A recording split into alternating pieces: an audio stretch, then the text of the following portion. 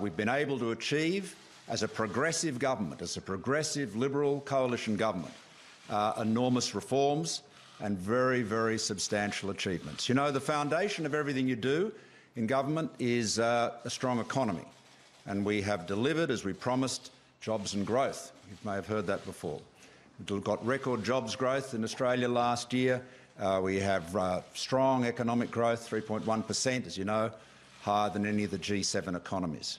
And that has enabled us to do so much more. Despite the minority position in the Senate and the one-seat majority in the House of Representatives, we've been able to deliver substantial taxation reforms, much more than many of you, probably any of you, thought possible. Substantial personal income tax reforms, the biggest in more than 20 years. Tax reductions for small and medium businesses, overwhelmingly Australian family-owned businesses. We've also been able to get on with the job of important historic infrastructure. I'm very proud that we are underway with Snowy Hydro 2.0.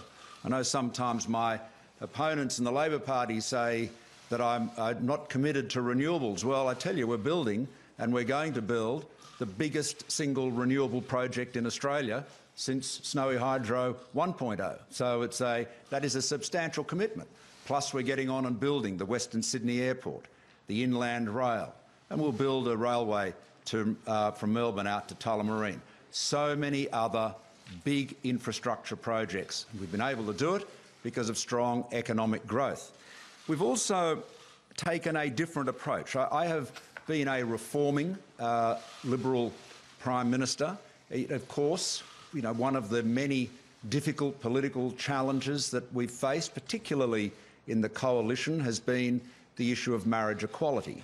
Now, we have delivered that. Same-sex marriage is legal. We went through a postal vote, as you know, which was hugely successful, again, much more successful than many thought, and we have delivered that historic reform, a very substantial one. We've also established a national redress scheme for the victims of child sexual abuse. We've provided record support for mental health services and indeed for health services right across the board, whether it is hospitals, Medicare, pharmaceutical benefit scheme. None of those things could have been done without the strong economy that we've delivered. Our childcare reforms also have been once-in-a-generation reforms. But I have taken a different approach as a federal leader, as a federal government, to the way we engage with cities. As you know, historically, federal governments played a limited role, a sort of an ad hoc role with cities, and very often you had federal government, state government, local government, often moving in roughly the same direction but being a bit like ships in the night. The City Deals program has been a real innovation, a very, very welcome reform and working very well, enabling the first time to see federal government money systematically going into work in partnership with communities so that you agree on what your vision is and then get on and do it. I want to say also that keeping Australians safe is obviously the single most important priority of government. I've had outstanding ministers in that area, particularly Maurice Payne, the Defence Minister, and the Defence Industry Minister, Christopher Pyne, and we have embarked on the largest investment in our defence capabilities ever in peacetime. And of course, it's not simply a matter of ensuring that our men and women in the ADF have the capabilities both to give them the force they need and to ensure that they are safe in all of the circumstances they're engaging in, but it also is part of an agenda to ensure that defence industry, these advanced industries, provide the lead, the opportunities to build the Australian economy. It is all part of our economic plan. Clearly, as Prime Minister, I've had a great deal to do in terms of our international agenda. We've been able to secure, again, a reform or an achievement that many people thought was impossible, which was the Trans-Pacific Partnership. When Donald Trump pulled out of that, everyone thought it was dead. And I was mocked, as you know, by some for keeping at it. But we managed to secure the TPP-11, Trans-Pacific Partnership continued. And the fact that it has continued not only creates export opportunities for Australians, but it also provides a foundation for a trade deal for the US to re-enter at some point in the future and for others to do as well. We've also, of course, I was able to secure and then maintain the resettlement deal with the United States for refugees on Manus and Nauru. That was a challenging exercise to maintain that, but of course hundreds of refugees are now being resettled without providing the incentive for the people smugglers to get back into business again, and maintaining that strong border protection has been critically important. I was also able to ensure that when the US put tariffs on steel and aluminium on countries right around the world, Australia was exempted from that. Again, a great example of the way in which I have sought always to stand up for Australian jobs, Australian workers and our industries. We've been able to ensure that we could bring back the rule of law in the building sector with the Australian Building and Construction Commission. That was obviously one of the double dissolution triggers, but again, many thought that was impossible, but we were able to achieve it. So I think it has been a challenging time to be Prime Minister, but I'm very proud of our record. I'm very proud of my government, my minister's record in achievement. So I want to thank them. I want to thank all my colleagues. I want to thank my staff. But, you know, above all, I want to thank my wife, Lucy, for her love and support. I want to thank our children, Alex and his wife, Yvonne, and our daughter, Daisy, and her husband, James. It isn't easy being either married to or the child of a politician, let alone a Prime Minister. And often children get attention from the media and others that they frankly don't deserve in terms of, people wanting to sort of have a crack at their father by going after them. So it's been tough on them at times, but I want to thank them for their solidarity and loyalty and love. Our grandchildren, of course, great joy.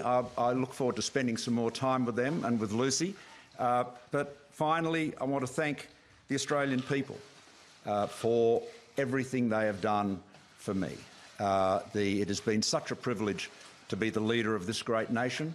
I love Australia. I love Australians. We are the most successful multicultural society in the world. And I have always defended that and advanced that as one of our greatest assets. We must never allow the politics of race or division or of setting Australians against each other to become part of our political culture. We have so much going for us in this country, and we have to be proud of it and cherish it. Now, I suppose I should say something about the events of the last week or so. Look, I think you all know what's happened. There was a determined insurgency from a number of people, both in the party room and sort of backed by powerful voices in the media, really to bring, if not bring down the government, certainly bring down my prime ministership. It was extraordinary. It was described as madness by many, and I think it's difficult to describe it in any other way. In the party room meeting today, I was impressed by how many of my colleagues spoke or voted for loyalty above disloyalty. How the insurgents were not rewarded by electing Mr Dutton, for example, but instead my successor, who I wish the very best, of course, Scott Morrison, a very loyal and effective treasurer. I want to thank him and of course, for his great work, but above all, I want to thank Julie Bishop. She is a very dear friend. We've been friends for over 30 years, which we sometimes wonder whether we should remind people of that. But nonetheless, she's a very dear friend. She's been an extraordinary foreign minister. I would say, our finest foreign minister. And she has been a loyal deputy and just a great colleague and friend. So I thank Julie very much. As you know, she's stood down as the deputy and she's succeeded by Josh Frydenberg. And again, I wish Josh all the best. He's been a very loyal and capable minister. So that is what I have to say to you today. I'm happy to take some questions. No, hang on 1 minute. Just no, you can't all talk at once. And I'm going to, given that I'm about to no longer be the Prime Minister, I'm going to ask Laura Tingle to ask me a question.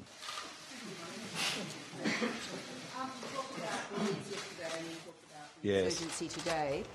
One of the frustrations that voters have had with your Prime Ministership is the sense that you conceded too regularly to the Conservatives and to the right. Do you regret doing that, given that they came for you anyway? And what is your view of what is going to happen to climate policy and energy policy now? OK, well, Laura, what I've done always is to try to keep the party together.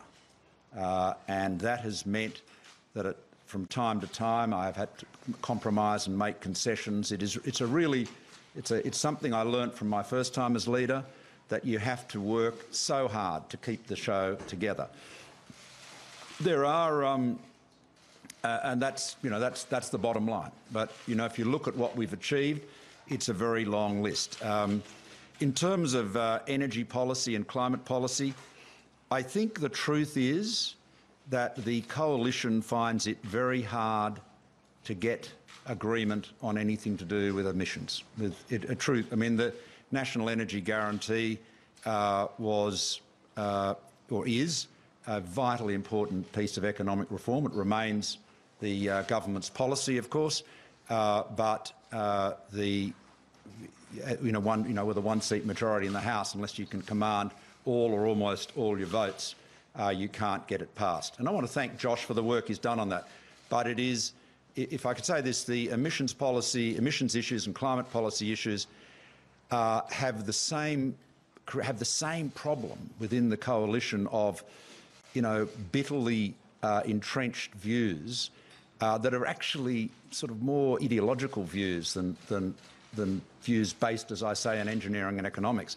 It's a bit like same-sex marriage used to be, almost an insoluble problem. Now we're able to sort that out, and that is a very significant achievement of my time as Prime Minister. I'm actually, I think, the first Prime Minister to actually support legalising same-sex marriage, and but most importantly, was able to get it done.